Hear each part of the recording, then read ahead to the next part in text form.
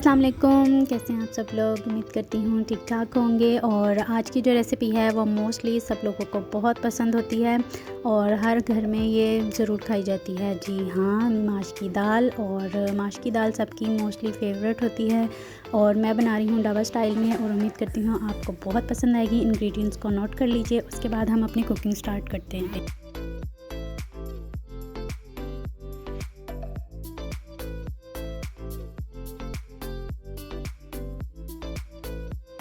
सबसे पहले हम लोगों ने दाल को बॉईल कर लेना है। मैं आपको दिखा देती हूँ कि दाल बॉईल होने के बाद किस तरह की चाहिए, तो हमने इसको ड्रेन कर लेना है। ठीक है जी, ये दाल मैं आपको अपनी फिंगर के ऊपर रख के दिखा देती हूँ। आधी कच्ची और आधी पकी हुई दाल है। ठीक है, दरमियानी आंच पे मैंने इसको बनाया था और इसको मैंने बॉईल कर लिया है। बॉईल करने के बाद इसको मैंने स्ट्रेन कर लेना है। इसी के साथ मैंने अंडे भी उबलने के लिए रख दिए हैं। जितने आपको ज़रूरत हो आप उतने बॉईल कर सकते हैं। दाल जो है वो बॉईल हो चुकी है।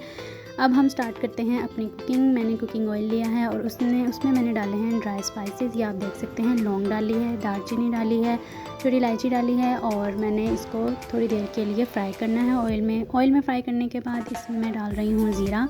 1 चम्मच मैंने ज़ीरा इसमें ऐड किया है। इसे भी मैंने हल्की आंच पर फ्राई करना है। जब तक ये चीज़ें आपने डालनी है, आंच आपने बिल्कुल धीमी रखनी है। इसके बाद मैंने आपको दिखाई थी जो हरी मिर्चें 4 से 5 थी, उनको मैंने कट किया, उनको भी इसमें ऐड किया। उसे भी थोड़ी देर के लिए मैंने फ्राई किया। जी हाँ, और इसके साथ ही जिन लोगों ने अभी तक मेरे चैनल को सब्सक्राइब नहीं किया वो काइंडली सब्सक्राइब कर लें, वीडियो को लाइक कर दीजिए और बेल आइकन को प्रेस कर लीजिए। जी जनाब, और जो मैंने टमाटो पेस्ट बनाई थी वो टमाटो पेस्ट भी आपने इसमें ऐड कर देनी है और इसको अच्छी तरह से आपने मिक्स करना है। मिक्स करने के बाद मैं आपको बताती हूँ कि हम इसमें नेक्स्ट इंग्रेडिएंट क्या डालेंगे। अब थोड़ी देर के लिए इसे पकाने के बाद 1 चम्मच लहसुन का पेस्ट और 1 चम्मच ही अदरक का पेस्ट मैंने इसमें ऐड किया है। ऐड करने के बाद मैंने इसे थोड़ी देर के लिए पकाना है, वो भी हम धीमी आंच पर ही इसको कुक करेंगे। कुक करने के बाद हम इसमें अब मसाले ऐड करेंगे। मसालों में सबसे पहले मैंने इसमें ऐड की है हल्दी।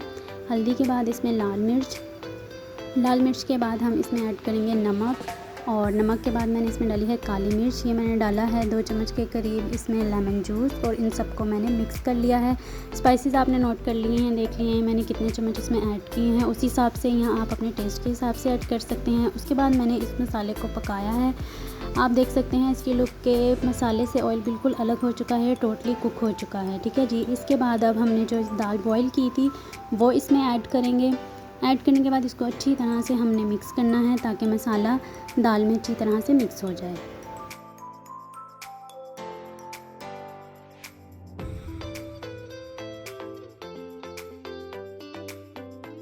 बाद मैंने इसमें डाला है 3 बड़े चम्मच दही के। ठीक है, 3 बड़े खाने के जो चम्मच हैं वो दही के ऐड करने हैं। और उसके बाद गरम मसाला ऐड किया है मैंने इसमें। गरम मसाला ऐड करने के बाद आपने इसमें बारीक कटी हुई अदरक ऐड करनी है।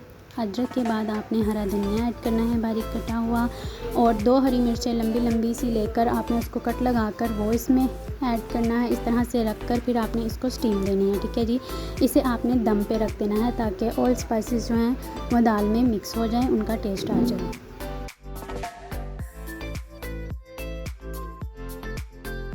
तकरीबन मैंने 5 से 10 मिनट हल्की आंच पर इसको स्टीम किया और उसके बाद ये आप देख सकते हैं दाल की लुक कितनी मज़े की लग रही है। और जो मैंने अंडे बॉईल किए थे उनको मैंने कट करके दाल में मिक्स कर दिए, यानी कि दाल के ऊपर रख दिए और बहुत ही मज़े की ये दाल बनी है।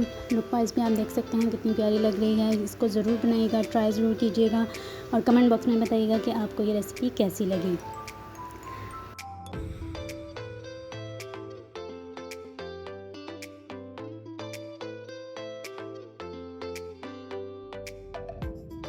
चलो रहने दो, मैंने कर लिया।